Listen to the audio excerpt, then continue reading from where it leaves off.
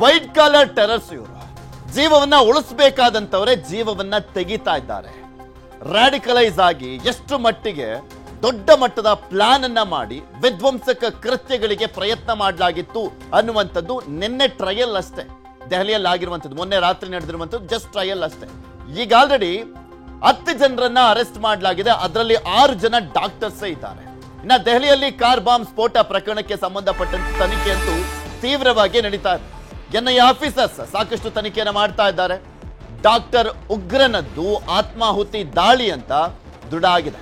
Doctor Umar ಇದ್ದಾನಲ್ಲ, ಆತನದ್ದು ಆತ್ಮಾಹುತಿ ದಾಳಿ ಅಂತ, ಸೂಸೈಡ್ ಬಾಂಬರ್ ಅಂತ.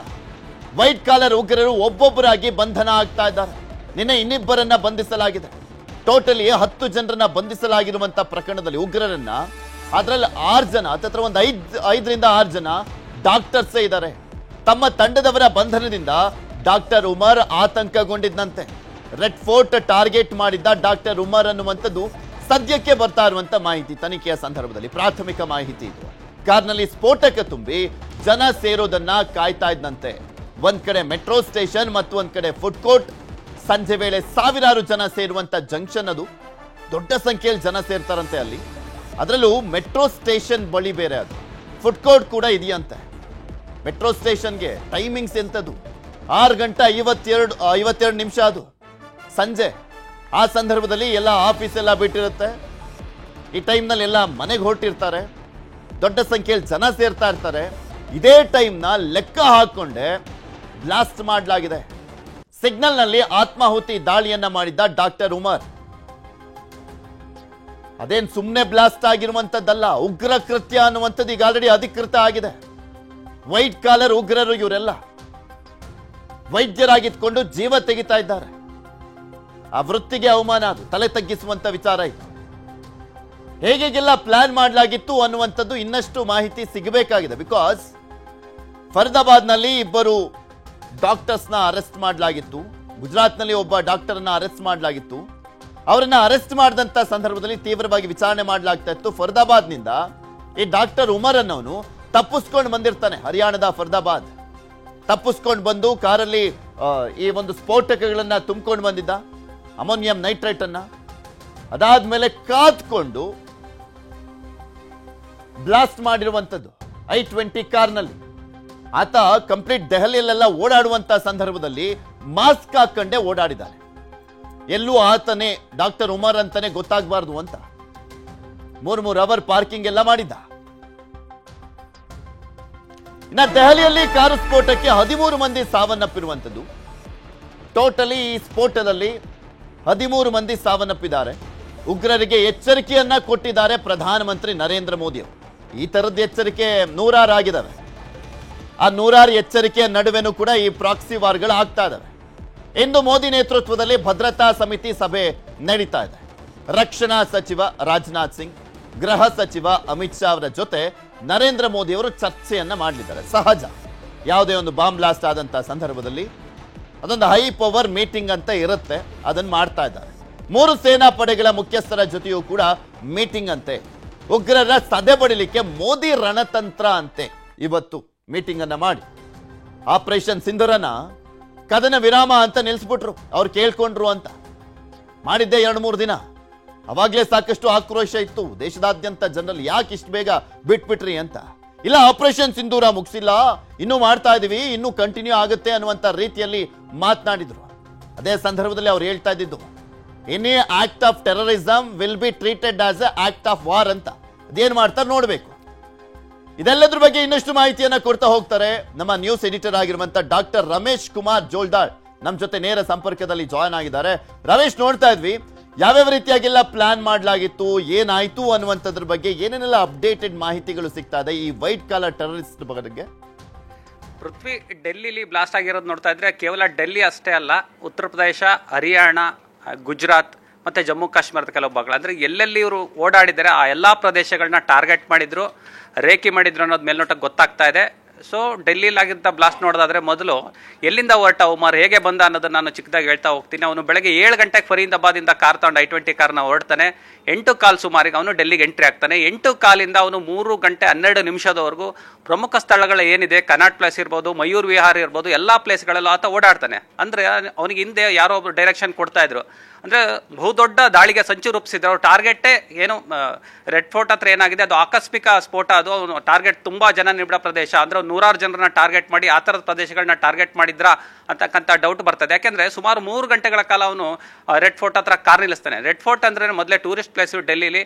ಸಾಕಷ್ಟು ಜನ ಡೆಲ್ಲಿಗೆ ಯಾರೇ ಹೋದರೂ ಕೂಡ ಆ ಪ್ಲೇಸಿಗೆ ಹೋಗ್ತಾ ಇರ್ತಾರೆ. ಮತ್ತು ಒಂದು ಟೂರಿಸ್ಟ್ ಪ್ಲೇಸ್ ಅಂದಾಗ ಅಲ್ಲಿ ಸಾಕಷ್ಟು ಫುಡ್ ಕೋರ್ಟ್ಗಳಿರುತ್ತೆ, ಮತ್ತು ಸ್ಟ್ರೀಟ್ ಫುಡ್ಸ್ ಇರುತ್ತೆ, ಮತ್ತು ಏನೋ ಸುಮಾರು ಹೋಟೆಲ್ಗಳಿರುತ್ತೆ, ಲಾಡ್ಜ್ಗಳಿರುತ್ತೆ. ಈ ಥರ ಅಂದರೆ ಆ ಥರದ ಪ್ರದೇಶದಲ್ಲೂ ಕೂಡ ಸೆಕ್ಯೂರಿಟಿ ಹೇಗೆ ಫೇಲ್ಯೂರ್ ಆಗಿದೆ ಅನ್ನೋದು ಗೊತ್ತಾಗ್ತಿದೆ ಮೇಲ್ನೋಟಕ್ಕೆ. ಮತ್ತು ನಾವು ನೋಡ್ತಾ ಹೋದರೆ ಫಸ್ಟು ಈ ಜೈಷೆ ಮೊಹಮ್ಮದ್ ಸಂಘಟನೆ ಅಕ್ಟೋಬರ್ 18ರಂದು ಒಂದು ಪೋಸ್ಟ್ ರಿಲೀಸ್ ಮಾಡುತ್ತೆ. ಅಂದರೆ ಸೋಷಿಯಲ್ ಮೀಡಿಯಾದಲ್ಲಿ ವೈರಲ್ ಆಗುತ್ತೆ. ಅಂದರೆ ಏನು ಜಮ್ಮು ಕಾಶ್ಮೀರದ ಪೊಲೀಸರು ಮತ್ತು ಮಿಲಿಟರಿಯನ್ನು ಟಾರ್ಗೆಟ್ ಮಾಡಿ ಅವ್ರನ್ನೆಲ್ಲ ನಾವು ಸಂಹಾರ ಮಾಡಬೇಕು ಅಂತಕ್ಕಂಥ ಒಂದು ಪೋಸ್ಟ್ ವೈರಲ್ ಆಗುತ್ತೆ. ಆ ಪೋಸ್ಟನ್ನ ಫಸ್ಟ್ ನೋಡ್ತಕ್ಕಂಥದ್ದು ಒಬ್ಬರು ಚಕ್ರವರ್ತಿ ಅಂತ DSP. ಸೊ ಆ ಪೋಸ್ಟ್ ನೋಡಿದ ಮೇಲೆ ಆ ಪೋಸ್ಟನ್ನ ಬೆನ್ನತ್ತಿ ಅಲ್ಲಿಂದ ಇನ್ವೆಸ್ಟಿಗೇಷನ್ ಶುರು ಮಾಡ್ತಾರೆ. ಸೊ ಇಡೀ ದೇಶಾದ್ಯಂತ ಎಲ್ಲರಿಗೂ ಮೆಸೇಜ್ ಕೊಡ್ತಾ ಹೋಗ್ತಾರೆ, ಈ ರೀತಿ ಒಂದು ಪೋಸ್ಟ್ ವೈರಲ್ ಆಗಿದೆ, ನಾವು ಅಲರ್ಟ್ ಆಗಿರಬೇಕು ಅಂತದ್ದು. ಸೊ ಅಲ್ಲಿಂದ ಆಪರೇಷನ್ ಶುರು ಆಗ್ತಾ ಹೋಗುತ್ತೆ. ನಮಗೇನು ಸೋಮವಾರ ನಮಗೇನು ಈ ಡಾಕ್ಟರ್ಸ್ ಟೀಮ್ ಏನಿದೆ, ಟೆರರ್ ಡಾಕ್ಟರ್, ಡೆವಿಲ್ ಡಾಕ್ಟರ್ಗಳು, ಅವ್ರ ಟೀಮು ಸಿಗ್ತಾ ಹೋಗುತ್ತೆ 1 by 1. ಫರೀದಾಬಾದ್ ಇರ್ಬೋದು, ಅನಂತನಾಗು, ಜಮ್ಮು ಕಾಶ್ಮೀರ, ಡೆಲ್ಲಿ, ಈ ಥರ ಎಲ್ಲೆಲ್ಲಿ ಓಡಾಡ್ತಾ ಇರ್ತಾರೆ. ಈ ಡಾಕ್ಟರ್ಗಳನ್ನೆಲ್ಲ ಲಿಂಕ್ ಸಿಗ್ತಾ ಹೋಗುತ್ತೆ ಆ ಪೋಸ್ಟನ್ನು ಬೆನ್ನತ್ತಿದ ಮೇಲೆ. ಸೊ ಆ ಪೋಸ್ಟಲ್ಲಿ ಬೆನ್ನತ್ತಿದ್ದಾಗ ಸಿಗ್ತಕ್ಕಂಥದ್ದು ಈ ಫರೀದಾಬಾದಲ್ಲಿ ಏನು ಅಲ್ಫಲಾ ಯೂನಿವರ್ಸಿಟಿ ಇದೆ, ಅಲ್ಲಿ ಸಿಗ್ತಕ್ಕಂಥ ಡಾಕ್ಟರ್ಗಳು ಸಿಗ್ತಾ ಹೋಗ್ತಾರೆ. ಸೊ ಇಲ್ಲಿ ಶಹೀನ್ ಬಗ್ಗೆ, ಶಹೀನ್ ಮೊನ್ನೆ ಅರೆಸ್ಟ್ ಆಗಿರೋ ಡಾಕ್ಟರ್, ಆ ಶಹೀನ್ ಬಗ್ಗೆ ನೋಡಿದ್ರೆ ಈಕೆ ಏನು ಜೈಷೆ ಮೊಹಮ್ಮದ್ ಅಜರ್ ಮಸೂದ್ ಇದ್ದಾನೆ, ಆಕೆಯ ತಂಗಿ ಜೊತೆ 1-to-1 ಲಿಂಕ್ ಇತ್ತಂತೆ ಈ ಡಾಕ್ಟರ್ ಶೈನಾ ಸಯೀದ್ಗೆ. 1-to-1 ಲಿಂಕ್ ಅಂದರೆ ಫಂಡ್ ರೈಸಿಂಗ್ ಮಾಡ್ತಕ್ಕಂಥದ್ದು. ಮತ್ತು ಈಕೆ ಸ್ವತಃ ಸುಮಾರು 30-40 ಲಕ್ಷ ದುಡ್ಡು ಕೊಟ್ಟಿದ್ದಾಳೆ ಏನೋ ಬ್ಲಾಸ್ಟ್ಗಳಿಗೆ ಏನು ಪ್ಲಾನ್ ಮಾಡ್ತಾ ಇದ್ರು ಅಂತಕ್ಕಂಥ ಮಾಹಿತಿ ಸಿಕ್ಕಿದೆ. ಈಕೆ ಬಂದ್ಬಿಟ್ಟು ಅಲ್ಲಿ ಅಸಿಸ್ಟೆಂಟ್ ಪ್ರೊಫೆಸರ್ ಆಗಿದ್ಲು ಶೈನಾ. ಏನಲ್ಲಿ ಮುಜಾಮಿಲ್ ಇದ್ದ ಡಾಕ್ಟರ್, ಆ ಮುಜಾಮಿಲ್ಗೆ ಈಕೆ ಲವರ್ ಶೈನಾ ಸಯೀದ್ ಅಂತಕ್ಕಂಥ ಮಾಹಿತಿ ವಿಚಾರಣೆ ವೇಳೆ ಬಂದಿದೆ.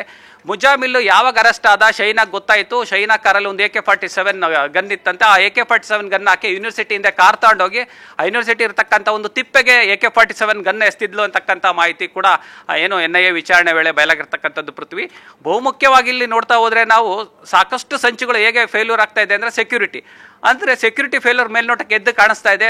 ಏನು ಡಾಕ್ಟರ್ಸ್ 1 by 1 ಅರೆಸ್ಟ್ ಆದರೂ ಸುಮಾರು 2900 kg ಏನೋ ಸ್ಫೋಟಕಗಳು ಸಿಕ್ತು. ಅಂದರೆ 2900 kg ಸ್ಫೋಟಕ ಸಿಕ್ತು ಅಂದರೆ ಅವರು 2900 kgನ ಎಲ್ಲೆಲ್ಲಿಗೆ ಡಿಸ್ಟ್ರಿಬ್ಯೂಟ್ ಮಾಡಿದ್ರು, ಎಷ್ಟು ಟೀಮ್ಗಳನ್ನ ಮಾಡಿದ್ರು, ಯಾವ್ಯಾವ ಪ್ಲೇಸ್ಗಳನ್ನ ಅಥವಾ ಯಾವ್ಯಾವ ಮಹಾನಗರಗಳನ್ನ ಟಾರ್ಗೆಟ್ ಮಾಡಿದ್ರು, ಯಾವ್ಯಾವ ಟೀಮ್ಗೆ ಎಷ್ಟೆಷ್ಟು kgಯನ್ನು ಸಪ್ಲೈ ಮಾಡೋದಕ್ಕೆ ನೋಡ್ತಿದ್ರು. ಈ ಥರದ್ದೆಲ್ಲ ಸಾಕಷ್ಟು ಅಂಶಗಳು ಬಯಲಾಗ್ತಾ ಹೋಗುತ್ತೆ. ಅಟ್ಲೀಸ್ಟ್ 2900 kg ಏನು ಸ್ಫೋಟಕ ರಿಕವರ್ ಆಯಿತು, ಆ ತಕ್ಷಣಕ್ಕೆ ಕೂಡ ಅಲರ್ಟ್ ಮಾಡಿದರೆ ಪ್ರಮುಖ ಸ್ಥಳಗಳಲ್ಲಿ ಏನು ಡೆಲ್ಲಿ ಅಂತ ಮಹಾನಗರಗಳಲ್ಲಿ ಏನಾಗುತ್ತೆ, ಯಾವುದೇ ವೆಹಿಕಲ್ ಒಳಗೆ ಬರಲಿ ಹೊರಗೆ ಹೋಗಲಿ ಚೆಕಿಂಗ್ ಆದೇ ಆಗುತ್ತೆ. ಸೊ ಅಂತ ಕಣ್ ತಪ್ಪಿಸಿ ಅಂದರೆ ಸುಮಾರು ದಿನಗಳಿಂದನೇ ಡೆಲ್ಲಿಗೆ ಈ ಥರ ಸಪ್ಲೈ ಆಗಿದೆ. ಅಂದರೆ ಕೇವಲ 2900 kg ಅಲ್ಲ, ಬೇರೆ ಬೇರೆ ಇನ್ನು ಎಷ್ಟು ಬಚ್ಚಿಟ್ಟಿದ್ದಾರೋ ಅಥವಾ ಬೇರೆ ಕಡೆ ಎಲ್ಲ ಆಲ್ರೆಡಿ ಸಪ್ಲೈ ಮಾಡಿದಾರೋ, ಬೇರೆ ಬೇರೆ ಟೀಮ್ಗಳು ಅಂದರೆ ಇಡೀ ಟೀಮನ್ನು ಅವರು ಏನು NIA ಇರ್ಬೋದು ಅಥವಾ ಪೊಲೀಸರು ಇರ್ಬೋದು ಟ್ರ್ಯಾಕ್ ಮಾಡಿದೆ ಅಂತ ಹೇಳೋಕ್ಕಾಗ್ತಾ ಇಲ್ಲ. ಯಾಕೆಂದರೆ ಈ ಸದ್ಯಕ್ಕೆ ಲಿಂಕ್ ಬೆಳೀತಾನೆ ಹೋಗುತ್ತೆ. ಈಗೇನು ಸಿಕ್ಕಿರೋ ಡಾಕ್ಟರ್ಸ್ ನೋಡೋದಾದರೆ ಬೇರೆ ಬೇರೆ ಕಡೆ ಎಲ್ಲಿದ್ದಾರೆ, ದಕ್ಷಿಣ ಭಾರತಕ್ಕಿಂತ ಕಾಲಿಟ್ಟಿಲ್ಲ. ಅದನ್ನು ಡೆಲ್ಲಿ, ಉತ್ತರ ಪ್ರದೇಶ, ಹರಿಯಾಣ, ಗುಜರಾತ್, ಶ್ರೀನಗರ ಈ ಪ್ರದೇಶಗಳಲ್ಲೂ ಮಾತ್ರ ರಿಕವರಿ ಆಗ್ತಕ್ಕಂಥದ್ದು ಮತ್ತು ಅರೆಸ್ಟ್ ಆಗಿರ್ತಕ್ಕಂಥ ಮಾಹಿತಿಗಳು ಬರ್ತಾ ಇದೆ. ಹಾಗಾಗಿ ದಕ್ಷಿಣ ಭಾರತಕ್ಕೆ ಏನಾದ್ರು ಕಾಲಿಟ್ಟಿದೆಯಾ, ಇಲ್ಲಿ ಏನಾದರೂ ಇದೆಯಾ ಟೀಮ್ ಅಂತಕ್ಕಂಥದ್ದು ಅಂದರೆ ಇನ್ವೆಸ್ಟಿಗೇಷನಲ್ಲಿ ಗೊತ್ತಾಗ್ತಾ ಹೋಗಬೇಕಾಗುತ್ತೆ ಪೃಥ್ವಿ, ಪ್ರಮುಖವಾಗಿ ನೋಡೋದಾದ್ರೆ. ರಮೇಶ್, ಮತ್ತೊಂದ್ ಕಡೆ ಈ ಒಂದು ಘಟನೆಗೆ ಪ್ರಮುಖ ಕಾರಣ ಅನ್ನುವಂಥದ್ದಕ್ಕೆ ಕೆಲವೊಂದು ಕಾರಣಗಳನ್ನ ಹುಡುಕುವಂತ ಸಂದರ್ಭದಲ್ಲಿ ಮೊನ್ನೆ ಆಪರೇಷನ್ ಸಿಂಧೂರ್ ಆದಾಗ ಇಲ್ಲಿ ಮಸೂದ್ ಅಜರ್ ಕುಟುಂಬದವರು 17 ಜನ ಸಾವನ್ನಪ್ಪಿದ್ರು, ಆತನ ಒಬ್ಬನನ್ನ ಹೊರತುಪಡಿಸಿ. ಸೊ ಜೈಷ್ ಸಂಘಟನೆ ಲಿಂಕು ಈ ಒಂದು ಕಾರಣಕ್ಕೆ ಇಲ್ಲಿ ಪ್ರಮುಖವಾಗಿ ಆಗಿರುವಂಥದ್ದು. ಆ ಕಾರಣಕ್ಕೋಸ್ಕರನೇ ಈ ಒಂದು ದೊಡ್ಡ ವಿಧ್ವಂಸಕ ಕೃತ್ಯವನ್ನ ಮಾಡ್ಲಿಕ್ಕೋಸ್ಕರ ಪ್ಲಾನ್ ಅನ್ನ ಮಾಡಲಾಗಿತ್ತು ಅಂತ ಈಗಿರುವಂತ ಕುತೂಹಲ ದೇಶದ ಜನಕ್ಕೆ. ಅಂದ್ರೆ ಕೌಂಟರ್ ಅಟ್ಯಾಕ್ ಯಾವ ರೀತಿಯಾಗಿರುತ್ತೆ, ಏನ್ ಮಾಡ್ತಾನೆ? ಬಿಕಾಸ್ ಅವತ್ತಿಂದಲೂ ಆಪರೇಷನ್ ಸಿಂಧೂರ ನಿಂತಿಲ್ಲ ಅನ್ಕೊಂಡು ನಿಲ್ಲಿಸ್ಕೊಂಡೇ ಬಂದಿದ್ದಂತ ಇಂಡಿಯಾ ಇವತ್ತೇನಾದ್ರೂ ಅಟ್ಯಾಕ್ ಮಾಡುತ್ತಾ ಅನ್ನುವಂತ ಕುತೂಹಲ ಇದೆ ಎಲ್ರಿಗೂ. ಪ್ರತಿ ಬಾರಿ ದಾಳಿಯಾದಾಗ ಪ್ರತಿ ಬಾರಿ ಪ್ರಧಾನಿಯಾಗಿರ್ಬೋದು ಅಥವಾ ದೇಶದಿಂದ ಪ್ರತಿ ಬಾರಿ ಕೌಂಟರ್ ಓದೇ ಹೋಗುತ್ತೆ.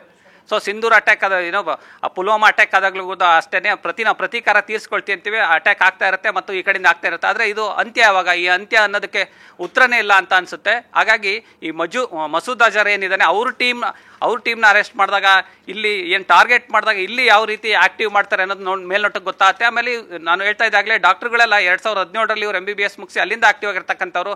ಕೆಲವರಿಗೆ 3 ಲಕ್ಷ 4 ಲಕ್ಷ ಎಲ್ಲ ಸಂಬಳ ಇತ್ತಂದರೆ ಅಂತ ಒಳ್ಳೆ ಸಂಬಳ ಇರ್ತಕ್ಕಂಥ ಡಾಕ್ಟರ್ಗಳನ್ನ ತುಂಬ ಅವ್ರನ್ನ ಯಾವ ರೀತಿ ಇವರು ಜೈಷ್ ಎ ಮೊಹಮ್ಮದ್ನವರು ಬ್ರೈನ್ ವಾಶ್ ಮಾಡಿಬಿಟ್ಟು ಅಪಾಯಿಂಟ್ಮೆಂಟ್ ಮಾಡ್ಕೊಂತ ಇದ್ರು, ಯಾವ ರೀತಿ ಭಾರತದಲ್ಲಿ ಬ್ಲಾಸ್ಟ್ ಮಾಡೋದಕ್ಕೆ ಸಂಚು ರೂಪಿಸಿದ್ರು ಅಂತಕ್ಕಂಥದ್ದು ಗೊತ್ತಾಗ್ತಾ ಹೋಗುತ್ತೆ.